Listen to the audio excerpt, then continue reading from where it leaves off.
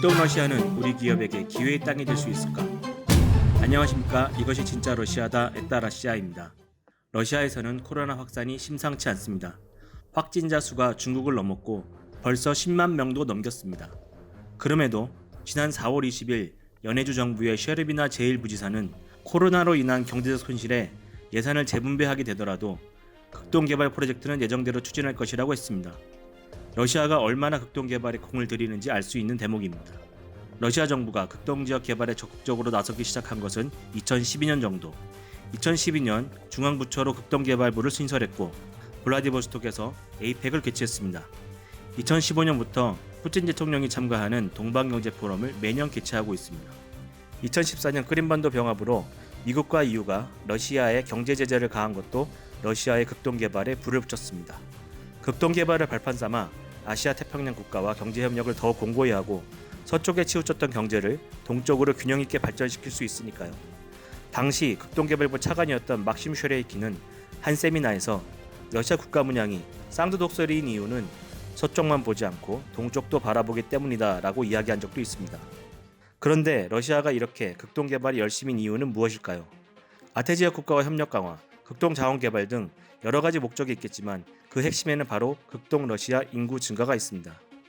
행정구역이 조금 넓어져 기준이 달라지긴 했지만 극동 러시아 인구는 약 800만 명, 한반도 면적의 30배가 넘는 방대한 영토에 비하면 인구가 턱없이 부족합니다. 극동의 수도 블라디보스톡 인구도 60만 정도입니다. 그런데 그나마 그 인구도 매년 감소하고 있습니다. 인구가 적은 게 뭐가 대수인가 하시는 분도 있겠지만 극동 러시아 바로 밑에 있는 중국의 동북 삼성 인구가 1억인 점을 떠올리면 그리 간단한 문제가 아닙니다. 조금만 방심하면 중국 사람들이 돈줄을 확 움켜쥐고 실질적으로 극동 러시아를 쥐락펴락할 수도 있을 테니까요. 이런 배경에서 러시아 정부는 극동 개발을 위해 다양한 정책을 내놓았는데요. 눈에 띄는 것만 열고 해도 2015년 선도개발구역과 블라디보스톡 자유항이라는 경제특구제도, 2016년 극동 헥타르 프로그램, 2017년 극동지역 인구 확대 정책 2025 등이 있습니다. 이러한 다양한 정책을 들여다보면 공통점이 보이는데요. 모든 정책의 중심에는 극동지역 삶의 질 개선이 있으며 그리고 그 중심에는 양질의 일자리 창출이 있습니다.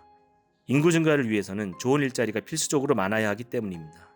그래서 러시아 정부가 극동 러시아 개발을 위해 가장 역점을 두는 것이 바로 제조업 육성입니다.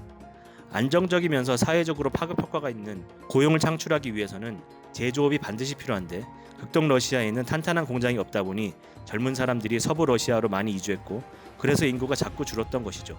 제조업 육성을 위해 러시아 정부는 아시아에서 가장 좋은 투자 환경을 만들겠다는 목표 아래 선도개발구역, 자유항 등 경제 특구를 설치하고 파격적인 투자 혜택을 주면서 외국의 유망 기업과 러시아 주요 기업의 제조 기지를 극동에 유치하기 위해 많은 노력을 기울이고 있습니다. 이러한 노력으로 몇몇 성공 사례가 나오고 있는데요. 극동의 외국 투자 기업 중 가장 대표적인 것은 일본의 마츠다 자동차입니다.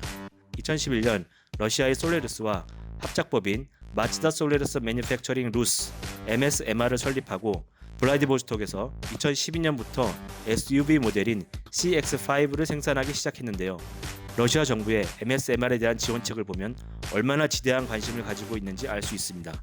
몇 가지만 말씀드리면 러시아 정부는 마츠다 연해주 공장을 위해 특별 세제 혜택을 제공하고 러시아 철도 운송 보조금을 지원하고 있으며 2017년에는 특별히 선도개발구역을 확대해 MSMR 공장을 포함시키기도 했습니다. 비슷한 시기에 연해주에서 조립공장을 했던 쌍용 자동차가 2015년 철수한 것은 그래서 조금 아쉽습니다. MSMR은 현재 생산 차종을 마츠다 6 세단, CX5, CX9까지 확대했으며 연간 7만 대의 생산 능력을 갖추고 약 500명의 직원을 채용하여 조립 생산하고 있습니다. 서부 러시아 기업 중 극동 지역의 제조 기지를 구축한 사례로 대표적인 것은 도로 유지 보수 차량을 생산하는 메르카토르입니다. 이 회사는 2000년 설립된 도로유지 장비 생산 전문 기업으로 모스크바의 본사 그리고 모스크바 인근인 깔루가에 공장을 두고 있습니다. 러시아 전체 시장의 42%를 점유하고 있는 전문 기업인데요. 이 회사가 작년 3월부터 연해주 아르쫌시에 조립 공장을 열고 제품을 생산하고 있습니다. 눈이 많이 오는 러시아에서는 도로 유지 장비가 필수인데 생산된 제품은 극동 지역에 판매되고 있다고 합니다. 그럼 우리 한국 기업들은 어떨까요? 한국 기업들은 대부분 제품과 서비스 판매 목적으로 극동 러시아에 진출해왔고, 이를 제외하면 약 8개의 영농기업이 연해주에서 콩과 옥수수를 생산하고 있는 것이 대표적인 진출 사례입니다. 제조업 진출은 거의 없었습니다. 제조업 진출로는 앞서 말씀드린 쌍용 자동차 조립 공장이 있었고, 현대중공업의 고압 차단기 공장 진출이 있었는데 아쉽게도 모두 철수했죠. 현대중공업은 약 400억 원을 투자해 블라디보스톡 인근에 2013년 공장을 세웠는데요. 고압 차단기는 관급 발주가 필수인데 2014년 러시아 경제 위기가 오면서 러시아 연방 송전망 공사의 발주 물량이 없어 결국 2017년에 공장을 팔고 철수했습니다. 우리 정부도 러시아 측의 생산 물량 확보를 여러 번 건의했지만 잘 되지 못했죠. 우리 기업 중 언어 장벽과 복잡한 러시아식 행정으로 러시아 시장에 막연한 두려움을 갖고 있는 기업들이 많은데요. 여기에 현대중공업의 철수 소식이 전해지면서 한동안 우리 기업의 극동 러시아 진출은 뜸했습니다. 그러나 객관적인 지표를 보면 러시아 시장은 현재 공장을 짓기에 그리 나쁘지 않습니다. 세계은행이 매년 발표하는 도잉 비즈니스 지수에서 2010년 124위였던 러시아는 지난 10년간의 노력으로 2020년에는 28위까지 끌어올렸습니다. 중국, 인도, 베트남보다 높죠. 최근 들어 우리 기업의 극동 러시아 제조업 진출 움직임이 다시 나오고 있는데요. 용접봉 생산 기업인 현대종합금속은 2018년 연해주 아르쫌에 공장을 임대하여 현재 4개의 생산 라인을 돌리고 있습니다.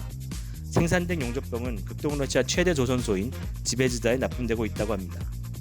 그리고 무엇보다 기대가 되고 있는 것은 LH공사가 블라디보스톡 인근 나제지스카야 선도개발 구역에 한러협력 산업단지 구축을 추진하고 있다는 것입니다. 2018년부터 사업 타당성을 조사하고 입주 기업을 모았는데요. 현재 약 40여 개 기업이 입주 의향서를 제출했고 올해 9월 기공식을 가질 계획으로 열심히 추진 중이라고 합니다.